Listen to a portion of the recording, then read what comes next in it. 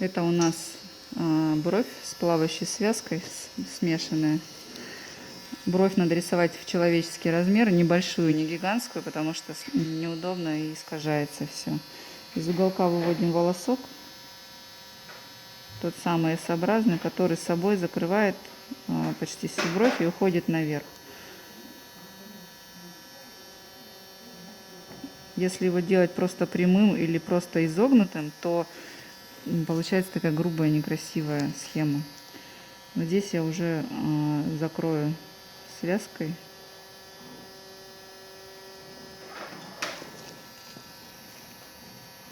Следующий мой волосок выходит из контура и плавно доходит до нижнего контура. Вот она такая растянутая, вот она связка. Я не ухожу в хвост, пока не закрою низ.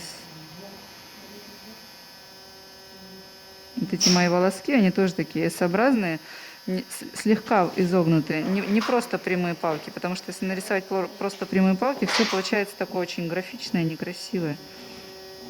Если это, допустим, волосатые брови, то на них это может спасти ситуацию, волоски свои. А если это алапецы, допустим, или очень прозрачные брови, то это будет очень некрасиво.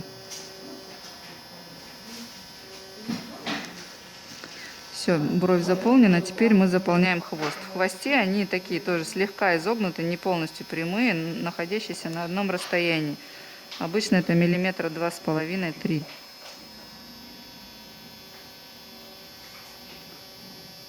Заполняют собой все пространство. Нигде ничего не остается. Скелет, он призван полностью собой заполнить бровь. Каждое начало и окончание волоска начинается у контура внешнего либо внутреннего, ну и заканчивается на противоположном, соответственно.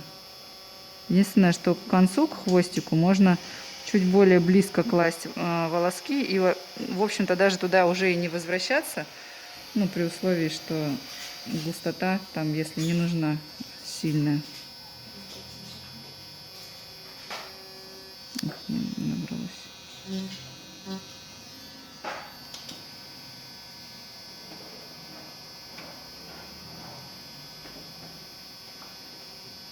Вот сюда я даже не буду пытаться ничего воткнуть, а то будет слишком там плотно нарисовано все. Потом я возвращаюсь в головку. Вот тут я уже почувствовала, на какой глубине ложится пигмент, да, если это кожа. И вот здесь в головке я уже безошибочно прорисовываю, повторяя выбранную мне форму, волоски, мной форму.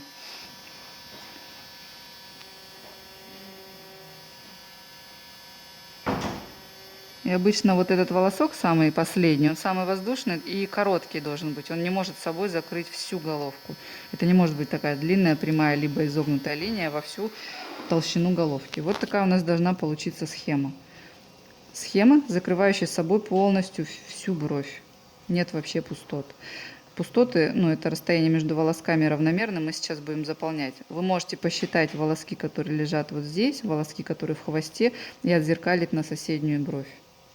В принципе, скелет для того и сделан. Что я делаю дальше? Я заполняю все пространство вспомогательными волосками. Как мы это делали в связках, когда учили, не от самого начала, такие тоже слегка изогнутые, и не в самом начале, в конце волоска заканчивающиеся. То есть вот основные пустоты мы должны закрыть такими волосками. Кому удобно, можно сначала пройти, вот так вот все закрыть пустоты. Можно идти таким сплошным ковром. То есть что я делаю? Я прошла сюда, потом из пространства между двумя предыдущими я вливаюсь вот в этот волосок соседний. Отсюда я выливаюсь и заканчиваю у контура. Четко у контура я должна закончить, чтобы каждое окончание волоска создавало собой внешнюю часть брови. Если мне надо вот здесь для густоты, то теоретически тоже можно там небольшой волосок пустить. Но я люблю, когда вот это место очень прозрачное. Все волоски вспомогательные должны быть максимально пологими, потому что очень некрасиво смотрится, когда они такие вертикальные и грубые. Тут уже на ваш художественный взгляд вы должны ориентироваться. Но вот основные, те, которые максимально параллельны, ну, волоски, вы заполняете, вот как мы проходили, рисуя связки.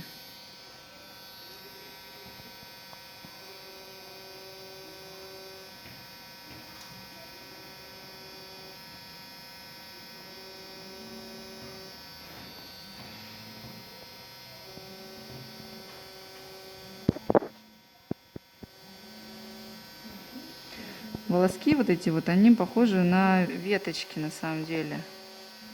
Они не могут расти прям перпендикулярно от соседней. Они должны мягко вылиться из основного и как бы вплестись в соседний. Ведем постоянно на себя, потому что от себя, допустим, мне неудобно, но если кому-то удобно, то пожалуйста, делайте как удобно.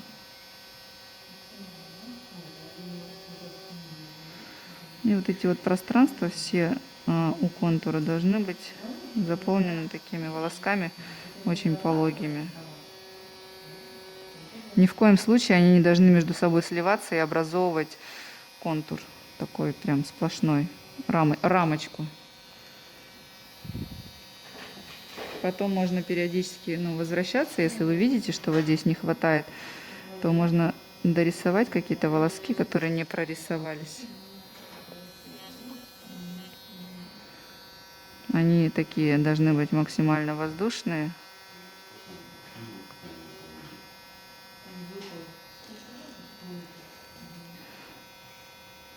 Бровь должна по прокрасу смотреться равномерно насыщенной. Она не должна быть пятнистой, то есть когда где-то много, а где-то мало, и где-то не довели, и, соответственно, образовалась пустота.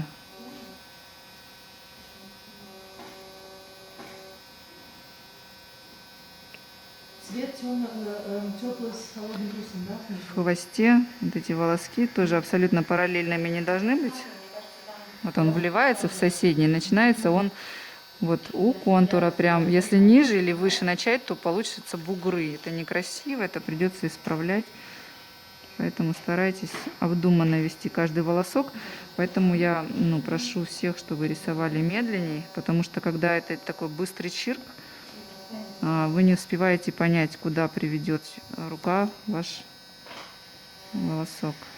Ну и вот здесь такие небольшие уже штришки, чтобы не перенасытить бровь. Единственное, надо посмотреть по толщине, не слишком ли тонкий хвостик.